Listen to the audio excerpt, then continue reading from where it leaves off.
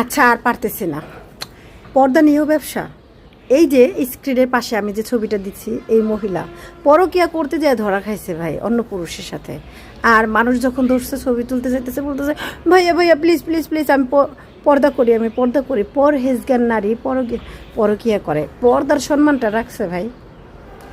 এদের জন্য কি পর্দা একদম হালাল করে দিছে না, যে পর্দা করবা, যে কেউ মুখ দেখতে পারবে না, কিন্তু তলে তলে পরকীয়া চালিয়ে যাবে।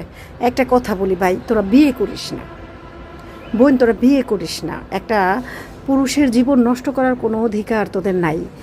এই যে বেশিরভাগ প্রবাসীর বউরা পরকীয়া করতেছে, প্রবাসীরা মানে এত কষ্ট করে করেন দিয়ে যে রক্ত পানি করে প্রবাসে টাকা পাঠাইতেছে, আর এই বেটিরা কি করতেছে, দেশে অন্য পুরুষদের সাথে সম্পর্ক করতেছে, পরকীয়া করতেছে। এখানে ঠকতেছে কে? প্রবাসী লোকটা। মানে সে তার সন্তানদের থেকে দূরে আছে, পরিবারের থেকে দূরে আছে, সারা জীবন কষ্ট করতেছে, অন্যদিকে তার ইনকামের টাকা নিয়ে তার স্ত্রী আরেকজনের সাথে যে ফুর্তি করতেছে, তাও আবার একদম পরহেজগার, পর্দা করে। কেউ ওকে মানে দেখতে দেবে না যে সে কে। পর্দা কি এর জন্য?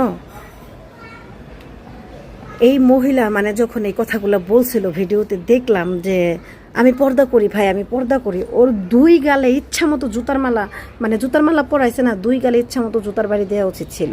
যে যে গালটা ঢাইকে রাখছে, থোবরাটা। আমি আজকে সাধারণত আমি হিজাব পরে ভিডিও করি, কিন্তু ওর ওই ভিডিওটা দেখে না আমার মানে আমার ঘৃণা লেগে গেছে। সত্যি কথা, পর্দার উপরে না, ওই মহিলাটার উপরে।